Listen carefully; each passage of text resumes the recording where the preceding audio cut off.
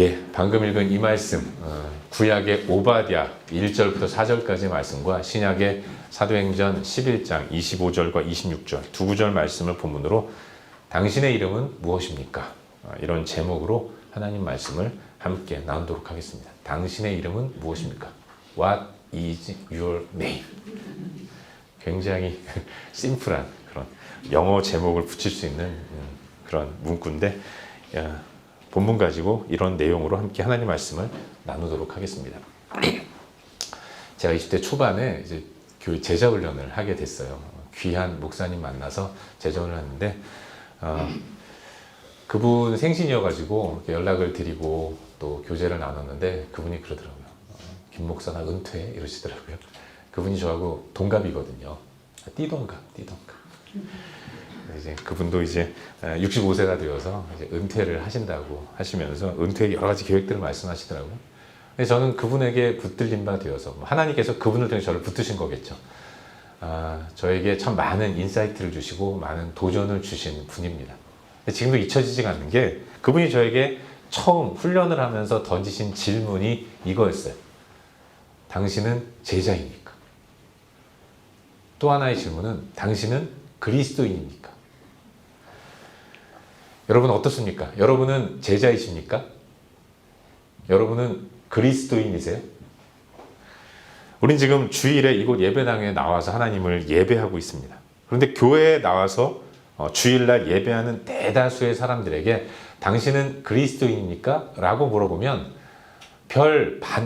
거부감 없이 별다른 고민 없이 꺼리낌 없이 예라고 대답하는 경우가 많이 있죠. 근데 그 두 번째 질문, 그러면 당신은 제자입니까? 라고 물어보면 그때부터 이제 심각해지는 모습을 보이는 거죠. 선뜻 대답하지 못하는 모습을 종종 보는 겁니다. 어떤 분은요, 부끄럽게 예라고 대답하는 분들이 있는가 하면 많은 분들은 그냥 고개를 숙이거나 한숨을 내쉬거나 뒷머리를 극적극적 하면서 아유, 제가 어떻게 제자이겠습니까? 이런 얘기를 하시는 분도 있어요. 어떤 분은요, 당신은 제자입니까? 그랬더니 당당하게 난 집사인데요? 이렇게 말씀하시는 분도 있었던 걸 기억합니다. 아마도 현재 지금의 삶이 그렇게 제자로서의 삶을 살지 못한다는 생각 때문에 그렇게 반응하고 대답하는 것이 아닌가 그런 생각을 해보게 되죠. 근데 여러분 이런 질문을 한번 해봐야 돼요. 그리스도인이 제자가 되는 겁니까? 제자가 그리스도인이 되는 겁니까? 제자인 사람이 그리스도인이 되는 것인가? 아니면 그리스도인이 제자가 되는 것인가? 이건 굉장히 중요한 실존적인 질문이에요. 그리고 오늘 우리가 함께 나누려고 하는 사도행전 말씀을 통해서 그 답을 우리는 찾을 수 있는 거죠. 우리 한번 사도행전 말씀을 다시 한번 읽어보도록 하겠습니다. 사도행전 11장 25절과 26절 말씀입니다. 함께 읽겠습니다.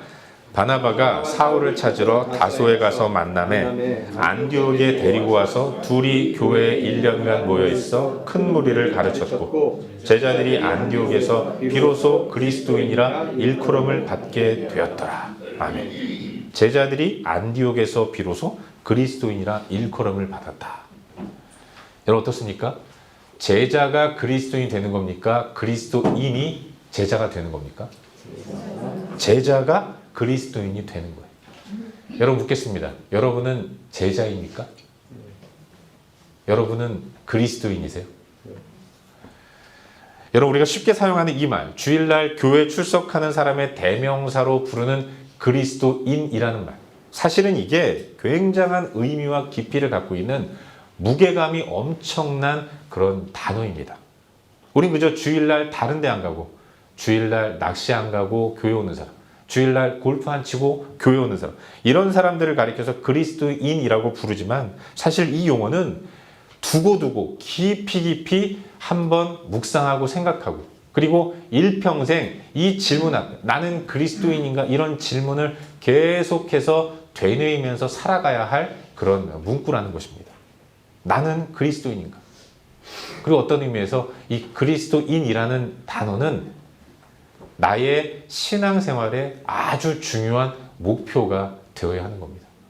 사도 바울은 표대를 향하여 달려간다고 했는데 어떤 면에서 사도 바울이 표대로 삼았던 것이 바로 그와 같은 삶이었어요. 그리스도인.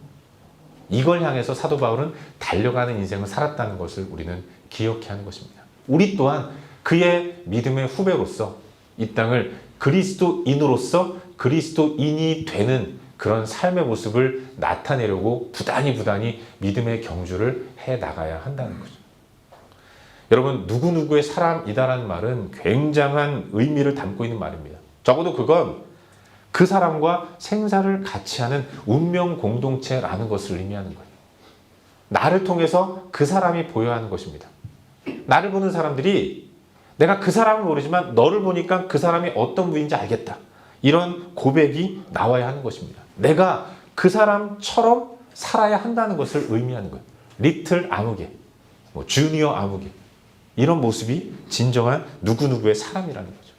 우리가 그리스도인이라는 것은 그리스도의 사람이라는 것이고, 내가 이 이름에 합당한 삶을 살기 위해서는 내 안에서 그리스도의 모습이 나타나야 하는 것입니다. 우리를 통해서 예수가 드러나고 보여져야 하는 것이고, 예수를 모르는 사람들이 나를 통해서 아, 예수는 저런 분이겠구나 느끼는 가운데 그 예수를 믿는 역사가 일어나야 한다는 거죠. 이것이 어떻게 신앙을 고백하는 그 순간부터 완벽하게 이루어질 수 있겠습니까? 그래서 우리는 부단히 열심히 이런 참된 믿음의 삶을 생활 속에서 나타내기 위해서 부단히 애쓰고 수고하는 이런 삶을 살아야 하는 거예요. 하지만 우리는 어떻습니까? 우리 삶 속에서 그리스도인이라는 이런 용어는 어느 순간부터 대단히 가볍게 취급되는 경우가 많이 있어요. 그 말의 넓이와 깊이에 대해서 미처 생각하지 못하는 모습들이 얼마나 많이 있는지 모르는 거죠. 여러분, 제가 장례식장에서 경험한 건데, 어떤 분이 장례식 영정사진 앞에 성도 아무개라고 써놨어요. 그분을 추모하기 위해서 오신 한 조문객이 문상을 하고 나서 한국에서 식사를 하면서 그런 얘기를 하더라고요. 야, 저 친구는 교회를 몇 년을 다녔는데 아직도 성도냐? 이런 얘기를 하는 걸 들은 적이 있습니다. 여러분, 그분 성도 아니거든요. 아주 훌륭하게 믿음 생활한 분인데, 그런데도 유족들이 철학이 있어서 그렇게 성도라는 이름을 붙였는데, 우리 삶 가운데 성도라는 이름이 너무 이렇게 가볍게 취급되는 경우가 많아요. 그리스도인이라는 말의 의미가 이렇게 가볍게 취급되는 경우가 많습니다. 예수 처음 믿으면 그리스도인, 교회 좀 열심히 다니면 집사, 조금 열심히 다니면서 봉사도 하고 또 주중에도 나오고 기도도 많이 하면 승진하죠. 안수집사, 권사. 굉장한 가문의 영광이 이루어지는 일이 장로. 내 자녀 가운데 목사가 나온다? 아, 별로 안 좋아하시는군요. 자녀들이 목사가 되는. 여러분, 그런 의미가 아니라는 겁니다. 여러분, 오늘 우리가 함께 살펴보고 있는 사도행전 11장에서 우리가 유의 깊게 살펴봐야 할 것은, 그리스도인이라는 표현이, 그런데 사실은 이게 이방인들이 제자들을 바라보면서 붙여준 별명이었다는 겁니다. 제자들이 다니면서 나 그리스도인 이렇게 말한 것이 아니라, 제자들의 살아가는 모습을 보면서 제자 아닌 사람들, 예수를 안 믿는 사람들, 이방인들, 안디옥에 살아가는 이방 사람들이 예수를 믿는다고 바울과 바나바에게 제자 훈련 받으며 살아가는 제자들을 향해서, 그들을 향해 너는 그리스도인이구나 라고 얘기했다는 겁니다. 비로소 그리스도인이라 일컬음을 받았다라는 말씀을 하고 있어요. 훈련받고 1년 후에 비로소 믿지 않는 사람들이 너는 정말 그리스도인이구나, 이런 고백을, 이런 인정을 했다는 것입니다.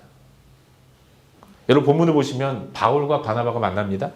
다메섹으로 가는 길 위에서 강한 빛으로 나타나신 예수 그리스도를 바울이 만났어요. 청년 사울이 길을 가는 가운데 신념을 실행하는, 그래서 예수 믿는 사람들을 죽이겠다고 저 다메섹까지 가면서 그런 악한 마음, 독한 마음, 분에 가득 찬 마음을 가지고 길을 가다가 예수님을 만납니다. 거기서 완전히 꼬꾸러지죠. 그리고 예수 만난 이 기쁨을 이제 많은 사람들에게 전하고 싶었어요. 가는 곳마다 예수를 전했습니다. 근데 어떤 일이 벌어집니까? 도대체가 바울의 회심을 믿어주지 않는 겁니다. 그는 교회의 일원이 되기 위해서 교회를 찾아갔어요. 그런데도 사람들은 그를 경계합니다. 저 사람 무슨 꿍꿍이 속이 있어서 저런 걸 거야. 그러면서 그를 안 받아줘요. 결국 그는 고향으로 내려가서 초야에 묻혀서 조용히 살고 있었습니다. 그런 그에게 예루살렘 교회에 존경받는 바나바가 찾아갑니다. 그리고 그를 픽업해서 나와 함께 안디옥으로 가자. 그리고 둘이 안디옥으로 가서 뜻을 모으고 함께 그곳에서 전도하는 가운데 예수를 영접한 사람들을 모으고 그때부터 그들을 하나하나 열심히 훈련하기 시작했어요. 1년 동안 최선을 다해서 제자 훈련을 시켰을 때 그때 그런 바울과 바나바에 의해서 훈련받은 사람들을 가리켜서 믿지 않는 사람들은 그들을 향해 그리스도인이라 일컬었다고 성경은 기록하고 있는 것입니다. 이게 어떤 의미겠습니까? 바울과 바나바에게 훈련받은 그 많은 사람들은, 제자들은 그들의 삶 가운데서 바울의 모습이 드러난 것이 아니라 바나바의 모습이 드러난 것이 아니라 인격적으로 성숙하고 또 나이스하고 그리고 또 괜찮은 이런 삶을 산 것이 아니라 돈 많이 벌고 부자가 된 것이 아니라 정말로 예수와 같은 삶을 나타내 보였다는 것입니다. 그들의 삶을 통해서 많은 이방인들이 내가 예수는 모른다. 저 팔레스타인에서 자신을 신이라고 얘기했다가 처형당한 예수가 난 누군지 모르지만 너 보니까 예수가 어떤 분인지 알겠다. 그 예수 참 좋은 분이구나. 너 믿는 예수 나도 한번 믿어보자. 이런 고백을 이방인들이 하게 만들었다는 겁니다. 그들이 바로 그리스도인이라고 일컬음을 받았던, 비로소 그리스도인이 되었던 제자들의 모습이었다는 거죠. 예수님처럼 생각하고 예수님처럼 행동합니다. 예수 그리스도를 믿도록 만들기 위해서라면 무엇이든 다 하는, 모든 것들을 다 헌신하는 사람들이 제자들이었어요. 예수 그리스도에게 모든 것들을 올인한 제자들의 모습, 그걸 보고 안디옥에 사는 이방 사람들이 붙여준 별명, 닉네임, 그게 바로 그리스도인이었다는 것을 우리는 잊지 말아야 하는 겁니다. 사랑하는 여러분, 우리는 그리스도인입니다. 그리고 우리는 하루하루 그리스도인이 되어 가야 한다는 것을 믿으시길 바라요. 연약한 죄성을 갖고 있는 우리이기 때문에 참된 그리스도인의 삶을 산다는 것은 대단히 어려운 일입니다. 그래도 우리는 진정한 그리스도인이 되는 그날까지 최선을 다해서 믿음의 경주를 부단히 해 나가야 해요. 왜냐하면 그것이 곧 우리 주님의 선하신 뜻이고 나를 구원하신 목적이기 때문에 그런 것입니다. 주님이 나를 구원하신 이유, 그건 하나예요. 구원받은 내가 매일매일의 삶 가운데서 예수를 따르는 가운데 진정한 그리스도인이 되는 것입니다. 그렇도록 만들기 위해서 우리를 구원하셨고 우리를 하나님의 자녀로 삼아주시고 제자로 불러주신 겁니다.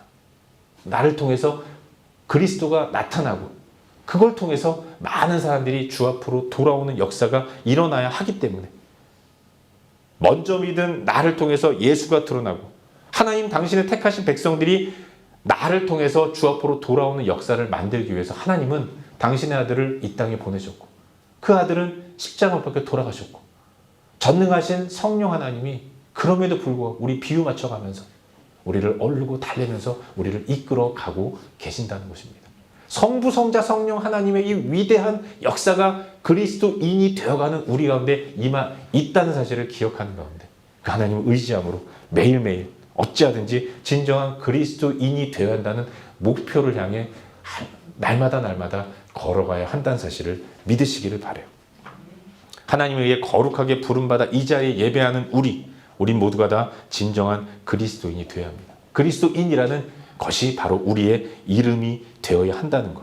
이걸 잊지 말아야 하고 매 순간 이름에 걸맞는 삶, 이름처럼 살아가는 삶, 그것이 우리의 삶의 모습이 되어야 한다는 사실을 믿으시길 바랍니다.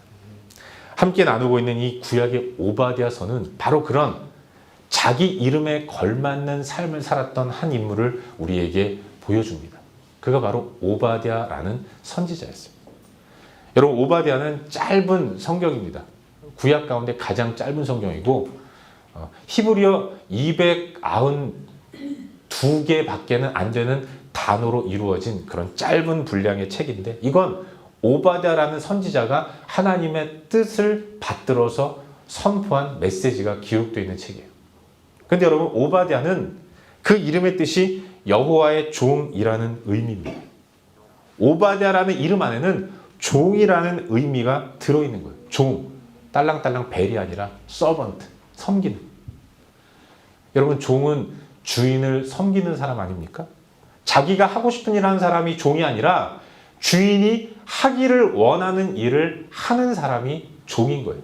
이거 해라 하면 이거 하는 겁니다. 저거 해라 하면 저거 하는 거죠. 마당 쓸어라 그러면 마당 쓰는 거고, 얘 돌쇠야 나무 캐와라 그러면 나무 캐는, 이런 사람이 종인 거죠. 주인의 명령에 따라서 주인이 시키는 일을 감당하는 사람이 종인데, 오바댜라는 이름에는 종이라는 뜻이 들어있다는 거예요. 누구의 종? 여호와의 종. 그래서 오바댜는 여호와를 주인으로 모시는 사람답게 하나님께서 명령하신 일, 비록 그것이 내 마음에 들진 않았지만, 하고 싶지는 않았지만, 불편하지만, 그럼에도 불구하고 순종하는 믿음의 삶을 살았던 인물인 것입니다. 여러분, 하나님이 오바댜에게 명령하십니다.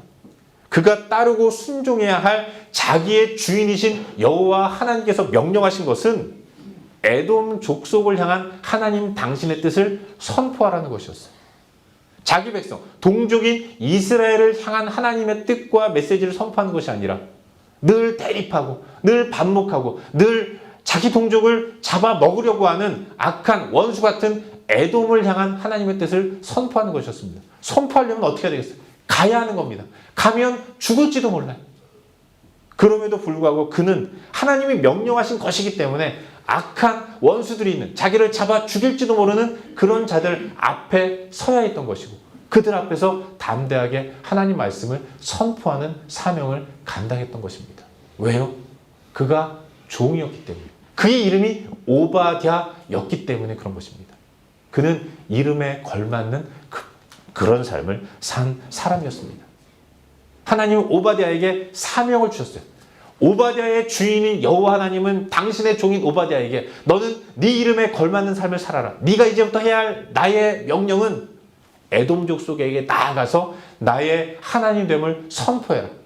내가 심판주로서 내 백성 이스라엘만 다스리는 것이 아니라 온 열방과 세계의 주가 된다는 사실을 너는 입을 벌려 선포해야 한다.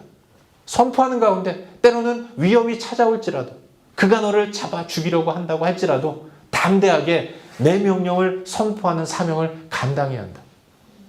이 말씀 듣고 오바댜는 용기를 내서 담대하게 에돔 족속에게로 나아갔던 겁니다.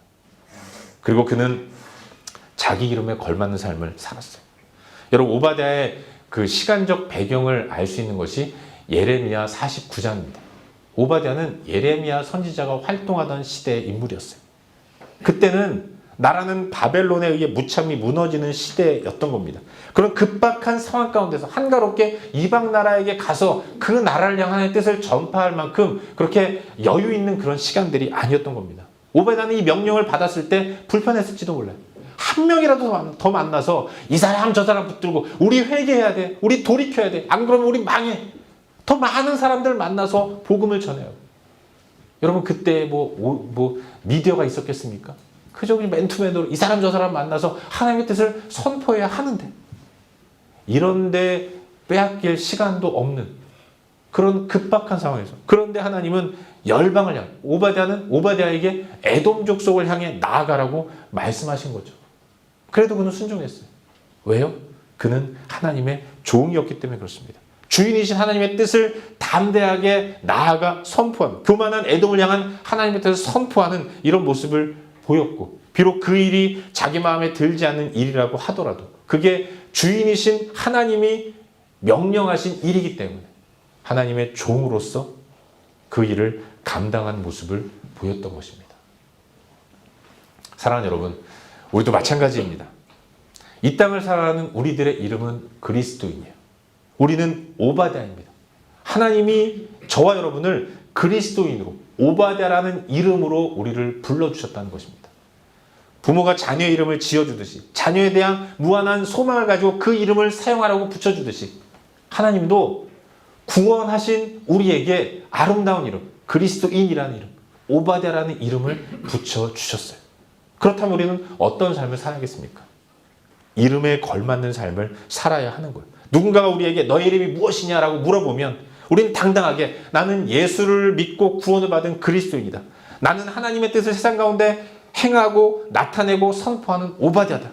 이와 같은 담대한 고백이 우리의 삶과 생활 가운데 나타나야 하는 것입니다. 이런 담대함이 어디서부터 오는가? 그게 바로 삶이라는 거예요.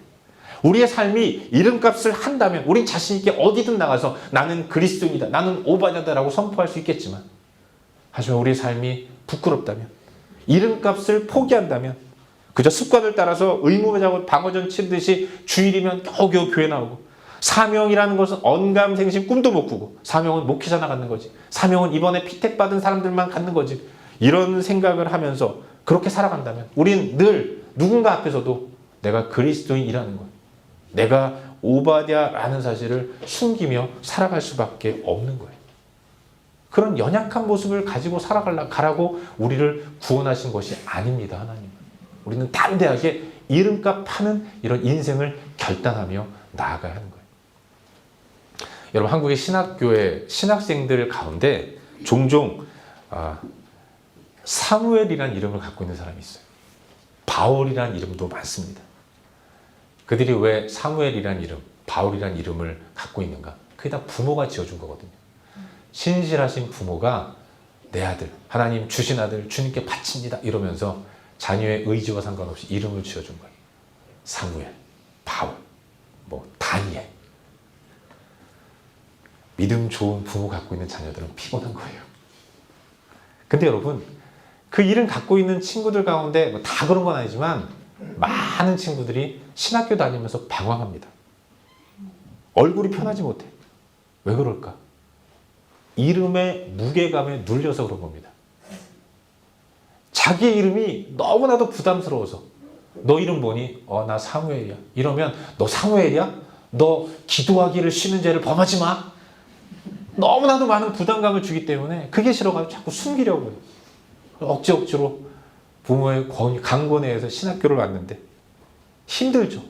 그냥 매 끌려다니는 겁니다. 그래서 뒤에서 담배 피고 몇몇 사람 모여가지고 술 마시러 돌아다니고. 그 사람들이 믿음이 없는가? 아니에요. 확실한 믿음을 갖고 있습니다. 그러나 그 이름의 무게감에 짓눌려가지고 제대로 온전히 행하지 못하는 모습들을 종종 보게 됩니다. 근데 이런 생각을 해봤어요. 아니, 그렇게 부담스러우면 한번 죽기 살기로 이름에 걸맞는 삶을 살아보면 되는 거 아닌가? 이런 생각을 해봤다는 거죠. 여러분, 제 이름이 김진호아닙니까? 쇠금자에 진정진, 그릇호. 이름의 뜻이요, 진정한 그릇이 되어서 가장 소중한 걸 담아라. 이 땅에 가장 소중한 건 금입니다. 우리 아버지가 금방을 하셨기 때문에 그런 건지 모르겠죠.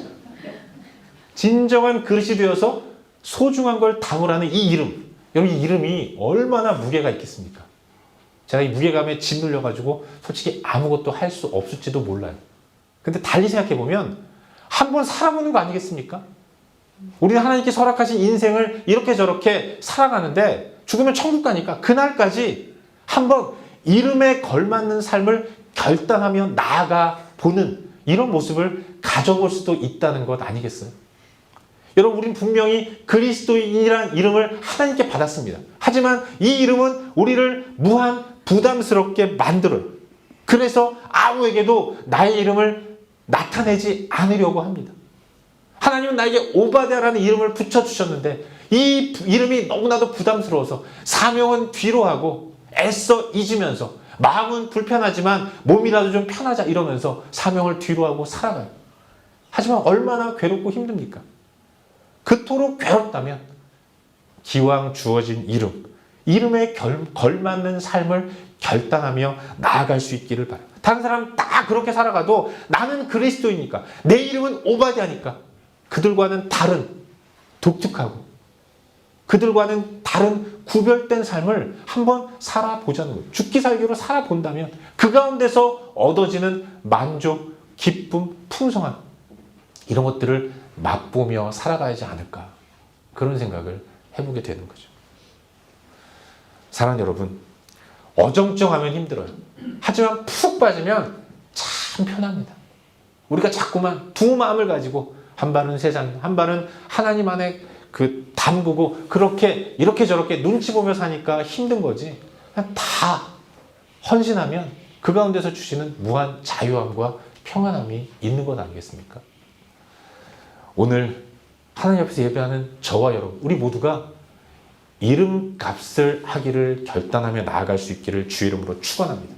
이번 한 주간의 삶 또한 우리의 생활 가운데서 내 이름에 걸맞는, 내가 그리스도인이라는 이름을 갖고 있다는 것, 내 이름이 오바댜라는 사실을 기억하는 가운데 삶에서 그리스도를 나타내고 하나님이 명령하신 것들을 기쁨으로 행하는 가운데 그 안에서 주어지는 진정한 풍성함이 어떤 것인가를 맛보며 살아가는 저와 여러분, 우리 모두가 될 수 있기를 주 이름으로 축원합니다. 기도하겠습니다. 우리 함께 기도할 때 주님, 우리가 이름값을 하며 살아갈 수 있도록 도와주시옵소서. 우리 자신을 위해서 기도하기를 바라요. 여러분, 하나님 우리 가운데 계세요. 그래서 우리는 내 이름과 반대되는 생활을 할 때 괴로운 겁니다.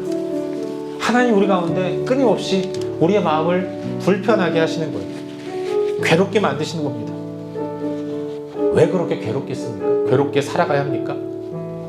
그냥 다 걸고 다 맡기고 이름에 걸맞는 삶, 그리스도인으로서 오바댜의 삶을 결단하며 나아갈 때 그 안에서 주어지는 풍성함이 있다는 것을 믿으시길 바라요. 이 시간 결단하며 기도합시다. 하나님, 이번 한 주간 이 땅을 살아가는 나의 삶이 내가 진정 그리스도인으로서 오바댜의 삶을 온전히 살아가는 이름값 하는 삶이 될 수 있도록 은혜를 베풀어 주시옵소서. 이 시간 말씀 기억하면서 한 목소리로 기도하겠습니다. 함께 기도합시다. 존귀하신 아버지 하나님, 이 땅을 살아가는 내 삶 가운데 은혜를 베풀어 주옵소서. 하나님, 제가 목사라는 이 타이틀 이름으로 주어졌음을 고백합니다.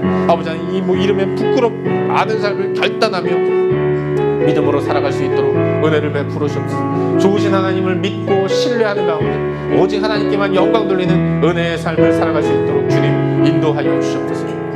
존귀하신 아버지 하나님, 하나님의 영광을 온전히 드러내게 인도하시고 주님의 뜻을 이루어가는 복된 삶을 살아갈 수 있도록 인도하여 주시옵소서. 아버지 하나님, 정말 하나님께서 영광 받으시는 아름다운 삶을 살아가게 인도하시고 그 가운데 주시는 은혜의 풍성함을 맛보고 경험하는 그런 복된 삶이 이루어질 수 있도록 주님 은혜를 베풀어 주시옵소서. 아버지 하나님, 역사하여 주시옵소서. 은혜를 베풀어 주시옵소서. 인도하여 주시옵소서.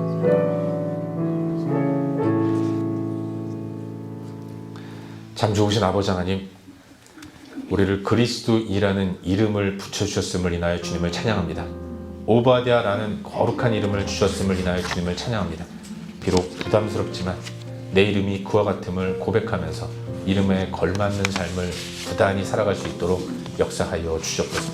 이번 한 주간도 이름에 부끄럽지 않은 삶을 살아갈 수 있도록 애쓰고 수고하는 그런 삶을 살게 하시고 성령 하나님, 우리를 도우시고 인도하여 주시옵소서. 주 예수 그리스도 이름으로 기도하옵나이다. 아멘. 아멘.